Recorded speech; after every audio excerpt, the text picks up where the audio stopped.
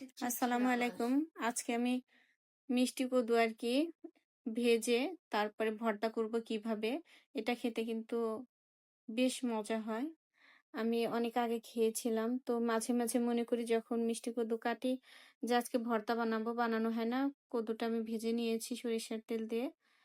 মানে ঢেকে দিয়ে দুপাশটায় আমি মোটামুটি ভালো করে ভেজে নিয়েছি। এবার শুকনা মরিচটা সরিষার তেলের মধ্যে দিয়ে ভেজে নিব। মরিচটা ভাজা হয়ে যাওয়ার পরে এটাকে উঠিয়ে নিব একপাশে। দেখতেই পাচ্ছেন আমি কিন্তু অনেক সুন্দর করে কদুটাকে ভেজে নিয়েছি। এবার মরিচগুলোকে আমি ভেজে নিলাম একটু কড়া করেই।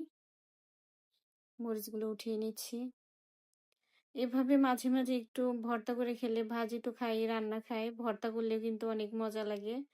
কে মানে খেয়েছেন কিনা জানি না কিন্তু আমিও অনেকবার খেয়েছি অনেক আগে, অনেকদিন বানাই না। তো পেঁয়াজ কুচি দিয়ে দিলাম। একটা মরিচ ফালি দিয়েছি কাঁচা মরিচ। এবার রসুন কিছুটা দিয়ে দিব, দেশি রসুন।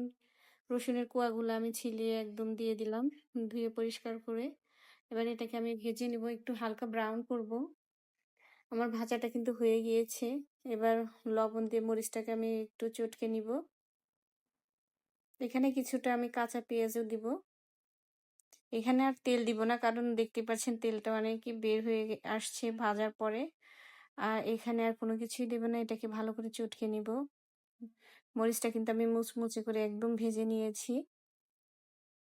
এখন এই যে রসুনের কোয়াগুলো একটু হাত দিয়ে ডলা দিব, কিছুটা মানে নরম হয়ে গিয়েছে। নরম করব আর কিছুটা আস্ত থাকবে, দাঁতের ভিতর লাগলে অনেকটা মজা লাগবে রসুনের কোয়াগুলো। এর জন্য আমি কিছুটা রসুনের কোষ আমি আর কি, এই যে দেখতে পাচ্ছেন আমি কিন্তু কদুটাকে একদম ব্রাউন করে ভেজে নিয়েছি দুপাশটায়। ঢেকে দিয়ে দুপাশে আমি ফ্রাই প্যানে ভেজে নিয়েছি। এখন এই যে একটু ডলা দিলাম, রসুনগুলো সবগুলো ডলা দিব না, হালকা করে। এবার কাঁচা পেঁয়াজটাকে আমি একটু ভালো করে হাত দিয়ে চটকে নিব। দেখতেই পাচ্ছেন কিভাবে কাঁচা পেঁয়াজটা দিলাম যাতে একটু আরেকটু মজা হয় বেশি। পেঁয়াজগুলো দাঁতে লাগলে একটু কচর কচর করে ভালো লাগে। তো আমার ভর্তাটা মোটামুটি বানানো প্রায় শেষ। এখন কদুগুলোকে মিশিয়ে নিব মরিচগুলোর সাথে। অনেক সুন্দর সিদ্ধ হয়েছে। এটা কিন্তু আমি হালকা হলুদ, মরিচ, হালকা একটু ধনিয়া গুঁড়া দিয়ে আমি ভেজে নিয়েছি দুপাশটা। এটাকে আমি ভালো করে এখন মেখে নিব।